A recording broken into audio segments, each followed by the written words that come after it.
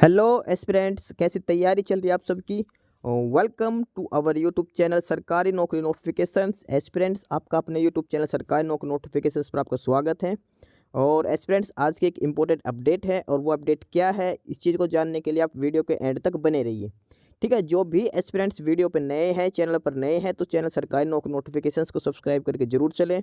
Video अच्छी लगे तो वीडियो को लाइक करना, शेयर करना। अगर कुछ इश्यू हो, कुछ पूछना हो वीडियो के सब्जेक्ट वे के बारे में, कंटेंट के बारे में, तो आप कमेंट बॉक्स में कमेंट जरूर करना। ठीक है, तो एक बार फिर से, अगर सब चैनल सब्सक्राइब नहीं किया तो चैनल सब्सक्राइब करते हो। चलिए शुरुआत करते हैं। फ्रेंड्स, रेलवे के जिस एग्ज़ाम का वेट था उस एग्ज़ाम का नोटिफिकेशन आ चुका है। रेलवे रिक्रूटमेंट बोर्ड यानी कि आरआरबी ने नया नोटिस इशू किया है आरपीएफ के लिए, रेलवे प्रोटेक्शन फोर्स के लिए। अब इस ऑफिशियल नोटिस को एक बार डिटेल में देख लेते हैं कि कौन सी पोस्ट है, क्या वैकेंसीज है, क्या इसका सिलेक्शन क्राइटेरिया है, एलिजिबिलिटी क्या कंडीशंस है, सारी डिटेल्स एक बार चेक कर लेते हैं। तो ये वो नोटिस है जो रेलवे के द्वारा दिया गया है और ये है recruitment of constable in railway protection force and railway protection special force. RPF के अंदर रेलवे रिक्रूटमेंट जो रेलवे प्रोटेक्शन फोर्स है उसमें कांस्टेबल की पोस्ट का ये एडवर्टाइजमेंट दिया गया है। ठीक है, इस एडवर्टाइजमेंट में जो बताया गया है और वो है कि एडवर्टाइजमेंट नंबर है 2/2024 है। ऑनलाइन अप्लीकेशंस जो स्टार्ट हैं वो 15 अप्रैल से ऑनलाइन अप्लीकेशन स्टार्ट हो चुके हैं इसकी, यानी कि जो फॉर्म अप्लाई करना है ऑनलाइन वो 15 अप्रैल से शुरू हो चुके हैं। लास्ट डेट की बात करते हैं, closing date for submission of application वो है 14 मई। एक महीने का टाइम दिया गया, 15 अप्रैल से लेकर 14 मई तक का एक महीने का टाइम दिया गया फॉर्म अप्लाई करने के लिए।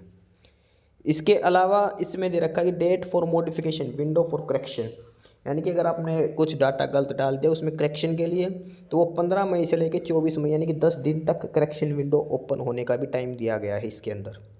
ये नोटिस दिया गया है रेलवे की तरफ से आरपीएफ कांस्टेबल की पोस्ट के लिए। ठीक है, 15 अप्रैल से शुरू है, 14 मई इसकी लास्ट डेट है। अब बात करते हैं, इसमें पोस्ट का नाम है कांस्टेबल एग्जीक्यूटिव, पे लेवल 3 में है, 21,700 बेसिक है, 21,700 इसमें बेसिक है। मेडिकल स्टैंडर्ड की बात करें तो रेलवे का B1 जो मेडिकल है वो इसमें होगा। एज लिमिट की बात करें तो 18 से 28 साल इसमें एज लिमिट का प्रोविज़न है, कम से कम 18 साल, मैक्सिमम 28 साल आपकी एज लिमिट होनी चाहिए। और टोटल जो वैकेंसी हैं वो है 4,208, 4,208 इसमें वैकेंसीज हैं। ठीक है, और जो एज रिलैक्सेशन है इसमें 3 साल का एक्स्ट्रा एज लिमिट दे रखी है। कोविड-19 के कारण पिछले 3 साल से कोई भी रिक्रूटमेंट नहीं हुई थी, इस वजह से 3 साल की एज रिलैक्सेशन इसमें दिया गया है। ठीक है, अदरवाइज एज लिमिट जो होती है वो 18 से 25 होती है, इसमें 3 साल एक्स्ट्रा ऐड करके दे रखे, अब की बार एज लिमिट 28 साल दे रखी है। ठीक है, ये इसमें बेसिक सी डिटेल्स दे रखी है। इसमें एक चीज़ और लिख रखी है कि candidates waiting for final result of prescribed education qualification are not eligible to apply, यानी कि जिन कैंडिडेट्स का फाइनल सेम में है या फाइनल ईयर में है और उनका फॉर्म अप्लाई करने की जो लास्ट डेट है उससे पहले तक अगर रिजल्ट नहीं आता है तो आप फॉर्म अप्लाई नहीं कर सकते। सिर्फ वो ही कैंडिडेट्स फॉर्म अप्लाई कर सकते हैं जिनका रिजल्ट आ चुका है, जिनमें जो क्वालिफिकेशन मांग रखी है वो कंप्लीट हो, तभी अप्लाई कर सकते हो। ठीक है, इसके बाद इसको और डिटेल में पढ़ते हैं, आगे सारी चीज़ इसमें डिटेल में दे रखी है। ठीक है, तो 1 बाय 1 करके इसमें चेक करते हैं और इसके बाद ये सारी बेसिक्स डिटेल है जो ब्रीफ में इन्होंने बता रखा है। और इसमें ये दिखा रखा है कि जो वैकेंसीज हैं ये इंक्रीज और डिक्रीज भी हो सकती हैं। फर्दर इसके अलावा इन्होंने मेल आईडी भी दे रखी है अपनी हेल्पलाइन नंबर के लिए। मेल आईडी है वो rrb.help@csc.gov.in है।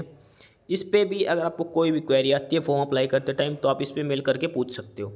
इसके अलावा टोल फ्री नंबर भी दे रखे हैं और वो है 9592001188।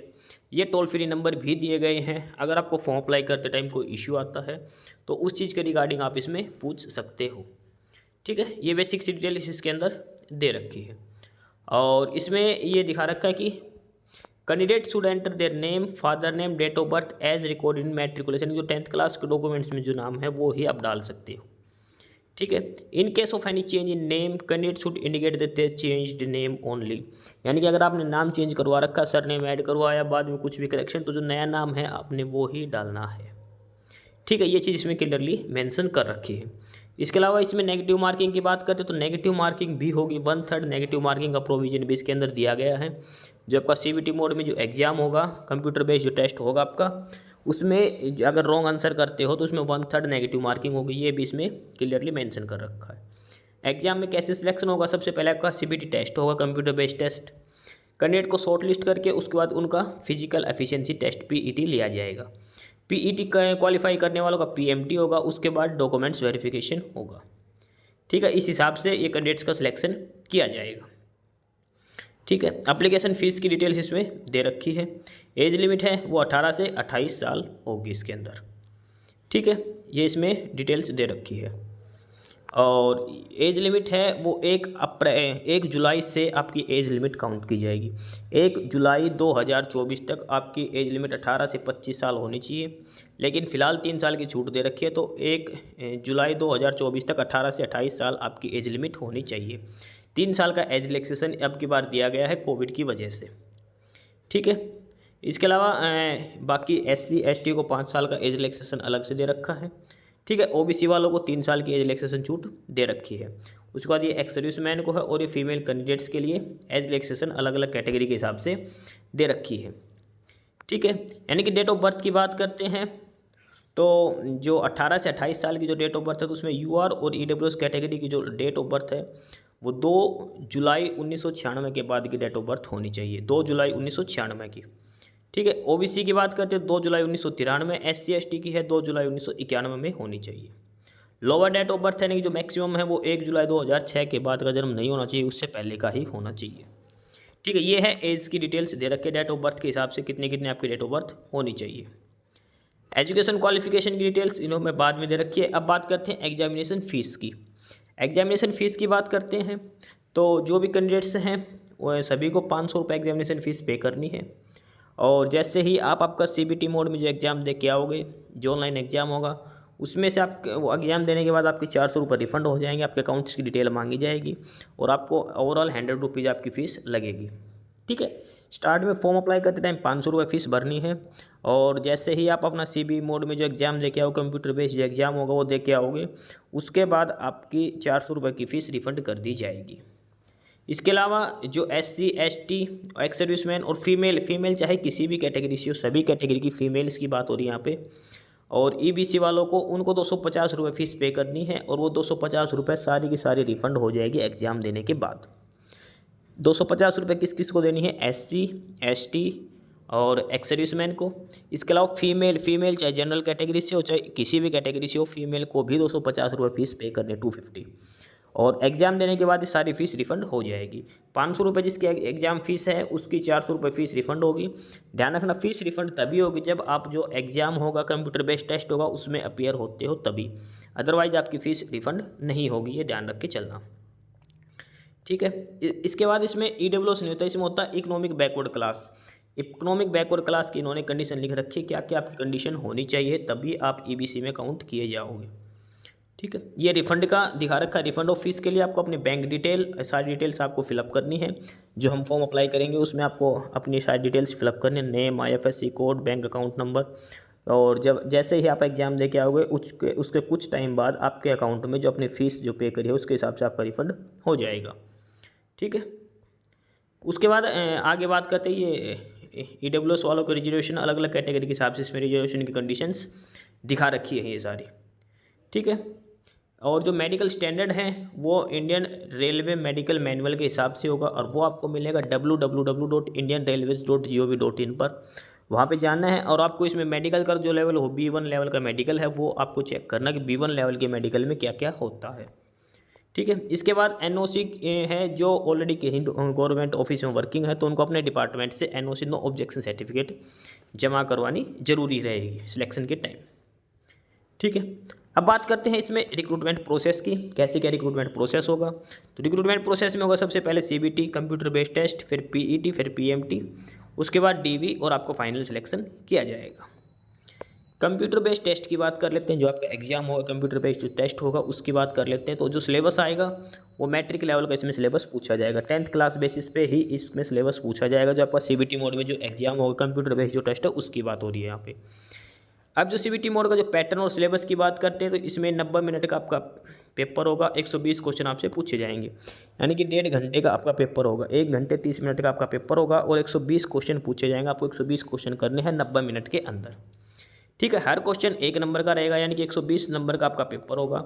नेगेटिव मार्किंग की बात करें तो 1/3 इसमें नेगेटिव मार्किंग भी रहेगी। अगर आप रॉन्ग आंसर करते हो तो 1/3 नेगेटिव मार्किंग इसमें रहेगी। ठीक है, इसके अलावा इसमें लिख रखा है कि normalization of marks will be done for CBT held in multiple shift. आपका एग्जाम मल्टीपल शिफ्ट में होगा तो नॉर्मलाइजेशन का प्रोसेस भी अडॉप्ट किया जाएगा, ये इन्होंने क्लियरली मेंशन कर रखा है। 1/3 नेगेटिव मार्किंग है इसमें। 120 क्वेश्चन पूछे जाएंगे, 120 नंबर का पेपर होगा। 90 मिनट का आपको टाइम दिया जाएगा पेपर अटैम्प्ट करने के लिए, ये ध्यान रख के चलना है इसके अंदर। ठीक है, उसके बाद है जो सिलेबस है, सिलेबस की बात कर लेते हैं। सिलेबस में सबसे पहले अर्थमेटिक्स, जो बेसिक और मैथमेटिक्स आएगा वो 35 मार्क्स का आएगा। 35 नंबर का आपका बेसिक्स और मैथ आएगा। 35 नंबर की जनरल इंटेलिजेंस और रीजनिंग आएगी। ठीक है, 70 नंबर के तो ये हो गए रीजनिंग प्लस मैथ, और उसके अलावा 50 नंबर की आपकी जनरल अवेयरनेस आएगी।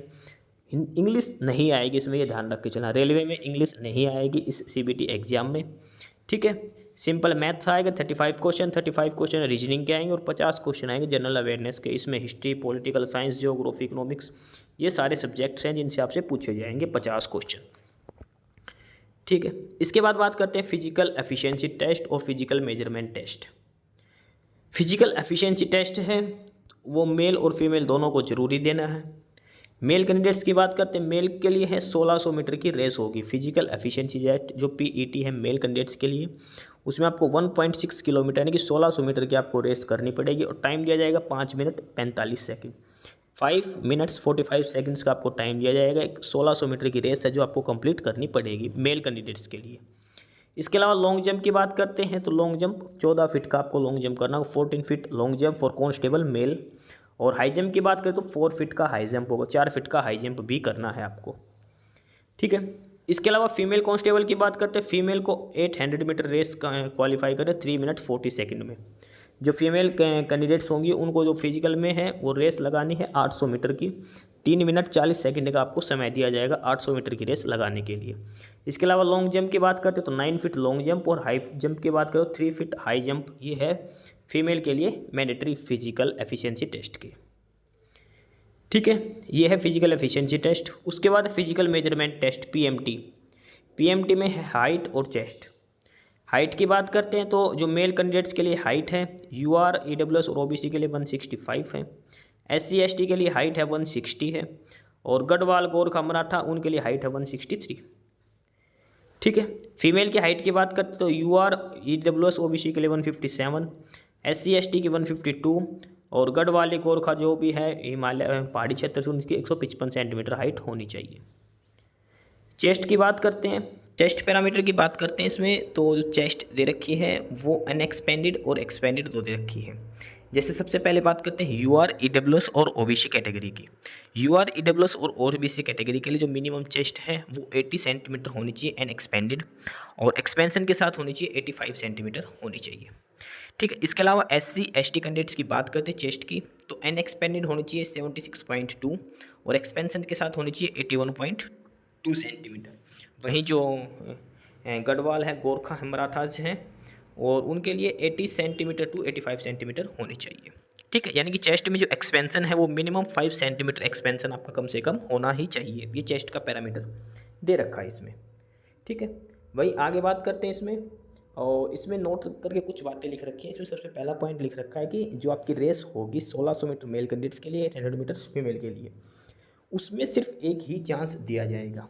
ठीक है, इसके अलावा जो लॉन्ग जंप है और हाई जंप है उसमें सभी कैंडिडेट्स को 2 चांस दिए जाएंगे।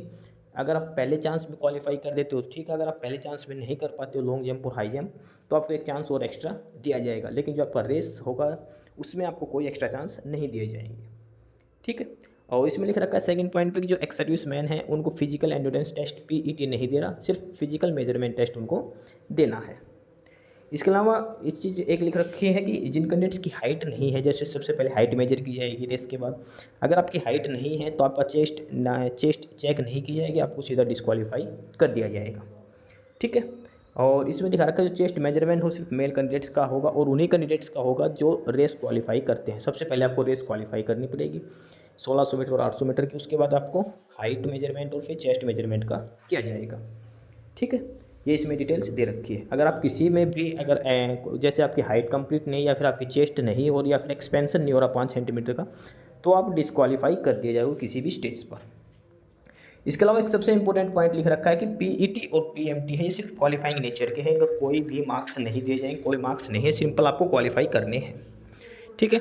इसके बाद आपका सिर्फ डीवी होगा, डॉक्यूमेंट्स वेरिफिकेशन होगा पीईटी पीएमटी के बाद में आपको, और जो डॉक्यूमेंट्स आपको अपलोड करने जो मांग रखे हैं वो सारे डॉक्यूमेंट्स आपको लेके आने हैं सेल्फ अटेस्टेड कॉपी वगैरह करके। इसके अलावा आपको डीवी है वो इस पोर्टल पे अपलोड भी करने हैं, वो आपको बाद में है, आपके पास मैसेज आएगा, वो बाद में आपको समझा दिया जाएगा सिलेक्शन के टाइम पे, ठीक है। ये सारे डॉक्यूमेंट्स है, जैसे 10th की सर्टिफिकेट हो गई, वो आपको चाहिए कि एज के लिए भी, और इसमें मिनिमम क्वालिफिकेशन भी 10th क्लास मांग रखी है। इसके अलावा आपके पास जो कैटेगरी सर्टिफिकेट है वो भी चाहिए, डोमिसाइल भी चाहिए, ठीक है। ईबीसी एमबीसी जो भी है सारे सर्टिफिकेट आपको ओरिजिनल और उनकी फ़ोटोकॉपी चाहिए, ठीक है। उसके बाद आपका मेडिकल कंडक्ट करवाया जाएगा, मेडिकल एग्जाम होगा, B1 लेवल का इसमें मेडिकल किया जाएगा। उसके बाद आपको आरपीएफ सेंटर में ट्रेनिंग दी जाए, ठीक है। अब बात करते हैं अप्लाई कैसे करना है। आपको अप्लाई करना ऑनलाइन रिक्रूटमेंट पोर्टल पे जाके आरआरबी के लिए, जिस भी आरआरबी से आप अप्लाई करना चाहते हो, आप एक अकाउंट क्रिएट करना, वन टाइम रजिस्ट्रेशन करके, और उसके तहत आपको ऑनलाइन अप्लाई करना है। डॉक्यूमेंट्स में आपको अपनी फ़ोटो अपलोड करनी है, अपनी साइन अपलोड करनी है, और आपके जो सर्टिफिकेट्स हैं, कास्ट सर्टिफिकेट वगैरह, वो सारे अपलोड करने हैं, ठीक है। ये आरआरबी की लिस्ट दे रखी है जहाँ पे आप अप्लाई करना है, ठीक है। ये सभी वो आरआरबीज हैं जहाँ पे आप जिस भी आरआरबी में अप्लाई करोगे, ये 21 है, जिस भी आरआरबी में आप अप्लाई करोगे आपकी ज्वाइनिंग वहीं होगी, ये चीज़ ध्यान रख के चलना, ठीक है। आरआरबी अपना जो रेलवे का रिक्रूटमेंट जो बोर्ड है, रेलवे जोन है, वो सिलेक्ट चेक करके चलना कि आप कौन से जोन में हो, उस हिसाब से कहाँ पे आपको ज्वाइनिंग ड्यूटी करनी है, उस हिसाब से आप ये फिलअप करना, ठीक है। जिस आरआरबी से आप फिलअप करोगे उसी में ही आपको ड्यूटी करनी पड़ेगी, ये ध्यान रख के चलना, ठीक है। तो कई बच्चे क्या करते हैं कि फॉर्म मतलब लो कट ऑफ की वजह से दूसरे रीजन्स में फिलअप कर देते हैं, फिर बोलते हैं कि हमें ड्यूटी इस साइड से, तो ड्यूटी नहीं मिलेगी। रेलवे ने क्लैरिफाई कर रखा है, जिस जोन में आप जाओगे वहाँ पे आपको कम से कम 2 से 3 साल की सर्विस तो करनी ही पड़ेगी, ठीक है। तो आपने देख के फिलअप करना। ये आरआरबीज़ दे रखी है अहमदाबाद, अजमेर, बेंगलोर, भोपाल, भुवनेश्वर, बिलासपुर, चंडीगढ़, चेन्नई, गोरखपुर, गुवाहाटी, जम्मू, श्रीनगर, कोलकाता, मालदा, मुंबई, मुजफ्फरनगर, पटना, प्रयागराज, रांची, सिकंदराबाद, सिलीगुड़ी और तिरुवनंतपुरम, ठीक है। ये 21 है जो आरआरबीज़ दे रखे हैं, ठीक है। बाकी ये बेसिक सी डिटेल्स हैं जो आपको फॉर्म वगैरह फिलअप करते टाइम आपको ध्यान रखना है, और उसमें एक करेक्शन पोर्टल भी दिया जाएगा आपको। अगर आपने फॉर्म फिलअप करते टाइम को डाटा गलत डाल दिया, फॉर्म में करेक्शन करना चाहते हो, तो 250 रुपीज़ पर करेक्शन के हिसाब से आपको चार्ज देने पड़ेंगे, उसी के बाद ही आप फॉर्म में करेक्शन कर सकते हो, ठीक है। यानी कि करेक्शन चार्जेस 250 लगेंगे। और जो करेक्शन विंडो है वो उसकी डेट दे रखी है 15 से लेके 24 तारीख तक, 10 दिन की ये करेक्शन विंडो का टाइम भी दे रखा है। 15 मई से लेकर 24 मई तक 10 दिन तक आप करेक्शन कर सकते हो, ये ध्यान रख के चलना अगर आप फॉर्म में कोई गलती कर दी है तो उसके बाद, ठीक है। बाकी सारी बेसिक सी डिटेल्स दे रखी हैं आपका एडमिट कार्ड वगैरह के बारे में, और जो फॉर्म अप्लाई करते टाइम जो डिटेल्स हैं वो सारी डिटेल्स दे रखी है, ठीक है। ये सारी चीज़ बेसिक सी बातें जो आपको फॉर्म अप्लाई करते टाइम ध्यान रखना है, ठीक है। इसमें डिटेल्स में समझा रखा है। पोस्ट है कांस्टेबल की, पे लेवल 3 में है, मेडिकल B1 का है, 10th क्लास इसमें सिंपल मांग रखी है कांस्टेबल की पोस्ट के लिए। इसके अलावा आगे इसमें एक चीज़ और दिखा रखी है, number of vacancies, total number of post हैं वो। इसमें जो मेल कैंडिडेट्स के टोटल नंबर ऑफ पोस्ट हैं वो 3577, 3577, 3577, ये मेल कैंडिडेट्स की टोटल वैकेंसीज हैं। फीमेल की टोटल वैकेंसीज की बात करें 631, 631 टोटल पोस्ट फीमेल के लिए हैं। जो मेल की जो टोटल पोस्ट है 3577, 3577, उसमें से कैटेगरी वाइज बात करते तो यूआर कैटेगरी के लिए है 1450, 1450 जनरल कैटेगरी के लिए है। एससी कैटेगरी की 536, 536 सीटें हैं वो एससी कैटेगरी के लिए है। एसटी कैटेगरी के लिए 268, 268 पोस्टें हैं वो एसटी कैटेगरी के लिए हैं। ओबीसी के लिए है 966, 966 ओबीसी कैटेगरी, और ईडब्ल्यूएस के लिए 357। ये मेल कैंडिडेट्स की सीटें हैं। और फीमेल की बात करें तो 256 यूआर के लिए, 95 एससी के लिए, एसटी के लिए 47, 170 ओबीसी और ईडब्ल्यूएस के लिए 63। ये सारा कैटेगरी वाइज वैकेंसीज डिटेल दे रखी है, किस कैटेगरी के लिए कितनी वैकेंसीज है, मेल के लिए कितनी, फीमेल की कितनी है, यूआर कैटेगरी में मेल की कितनी है, यूआर में फीमेल की कितनी है, एससी के लिए मेल कितनी, फीमेल कितनी, अलग अलग कैटेगरी के हिसाब से वैकेंसी डिटेल दे रखी है, ठीक है। तो ये है डिटेल नोटिस आरआरबी की तरफ से कांस्टेबल का रेलवे प्रोटेक्शन फोर्स में। तो जो भी कैंडिडेट्स अप्लाई करना चाहते हो अप्लाई कर सकते हो। ऑनलाइन एप्लीकेशन स्टार्ट हो चुके हैं, ठीक है। 15 अप्रैल से ऑनलाइन एप्लीकेशन स्टार्ट हुए थे, लास्ट डेट है 14 मई। 14 मई तक आप ऑनलाइन अप्लाई कर सकते हो, ठीक है। 10th क्लास इसमें सिंपल मांग रखी है, हाइट और फिजिकल इसमें इंपॉर्टेंट है। तो जो भी कैंडिडेट्स एलिजिबिलिटी क्राइटेरिया फुलफिल करता हो पोस्ट अप्लाई कर सकते हैं। 4000 प्लस पोस्टें हैं, 4200 के अप्रोक्सीमेट ओवरऑल पोस्टें हैं मेल और फीमेल की मिला के, ठीक है, तो जो भी कैंडिडेट्स अप्लाई करना चाहते हो अप्लाई कर सकते हैं। और बाकी अगर कुछ समझ में नहीं आया, अगर आप फॉर्म की रिगार्डिंग कोई दिक्कत है तो आप कमेंट बॉक्स में कमेंट करके भी पूछ सकते हो, आपकी हेल्प की जाएगी। ये डिटेल नोटिस था आरआरबी की तरफ से, ठीक है, रेलवे रिक्रूटमेंट बोर्ड और रेलवे प्रोटेक्शन पोस्ट कांस्टेबल की पोस्ट के लिए। बाकी नई अपडेट नई इन्फॉर्मेशन के लिए आप हमारे यूट्यूब चैनल सरकारी नौकरी नोटिफिकेशन सब्सक्राइब जरूर करिए। और अगर कुछ इश्यू है, कुछ पूछना हो तो आप कमेंट बॉक्स में कमेंट करके आपको जो भी इश्यू है किसी भी चीज़ के रिगार्डिंग आप कमेंट बॉक्स में कमेंट करके पूछ सकते हैं। ठीक है, चैनल को सब्सक्राइब जरूर करें, वीडियो को लाइक करें, शेयर करिए, जुड़े रहिए हमारे साथ, मिलते रहेंगे नई अपडेट्स के साथ। तब तक के लिए बाय।